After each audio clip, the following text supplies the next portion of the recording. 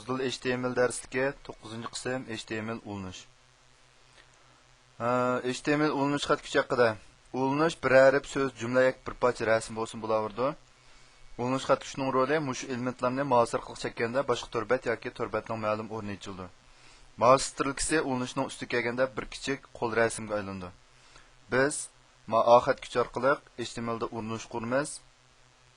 Ulanish xat kuchini ishlatishning ikki xil usuli bor. Birinchisi bu harf xarakteridan foydalanib yangi torbat ichish, ikkinchisi name xarakteri orqali bir torbatninki o'xshamaga o'rnini ko'rsatish. Unda bo'lsa biz ulgu misol ko'rib boqaylik.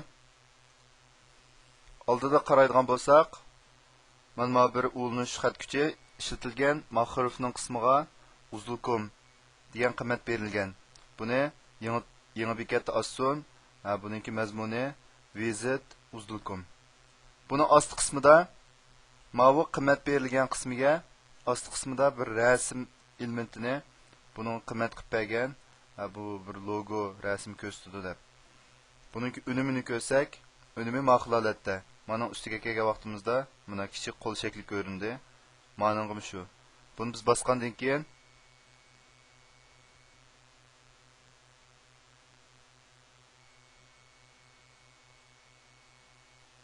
Uzdul tor texnik markazi deb bu uzdul tor bekitniki bosh betik kirdi.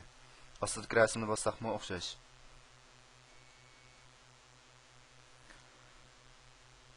Misal qaraydigan bo'lsak, buning eng ust qismida logo 1, logo 2, logo 3 deb 3 tal ulanishni bergan. Bu ulanishlarningki harf qiymatiga logo 1 degan ama oldiga quduq belgisi qo'yish orqali ham buning name qiymatini top degan qiymatni berish orqali mushtab belgilagan.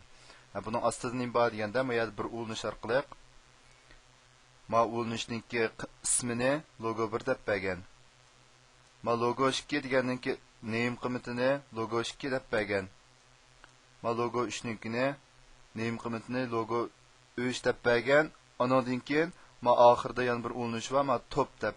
Bu topninki ulanadigan adresini oldiga quduq belgisi bilan top deb qo'ygan. Bu qanday iqtidorni amalga oshirdi deganda, misol qaraydigan bo'lsak, masalan bu torbatning yuzida logo 1 ostiga sursam, logo 2, logo 3 deb 3 tal rasm bor. Men logo 1 ni bosgan vaqtimda mana Batman logo 1 degan o'rin keldi. Topni bossam ustiga qaytib keldi. 2 ni bossam 2 degan o'rin keldi. Mana ustida logo 1 bor, ostida logo 3 bor. Mana bu yerda bir batning yuzidagi o'xshamagan o'rindagi mazmunlar ko'rindi. İkinci mazmun HTML ulanish xat kuchining grammatikasi. Harf xarakteri orqali ulanish nishi adresini belgilaymiz. Boshlanish xat kuchi bilan oxirgi xat kuchi orasidagi mazmun ulanish ko'rinadigan o'rindagi mazmun hisoblandi. Masalan, harf orqali ulanish adresini belgiladik. Andan keyin boshlanish xat kuchi bilan oxirgi xat kuchininki o'rtadagi qismi buningki xat kuch mazmuni hisoblandi. Ulanish mazmun tekis, rasm yoki HTML ning boshqa elementlari bo'lsa bo'laverdi. Uchinchi HTML ulanish target va name xarakteri.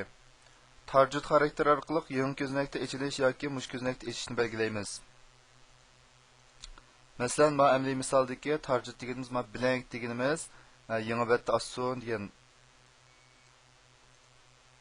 Niyat bassak hozir A degan bu torbatning o'zi qolib qoldi. Buning ulanib mayada yangidan uzdulkom ichildi.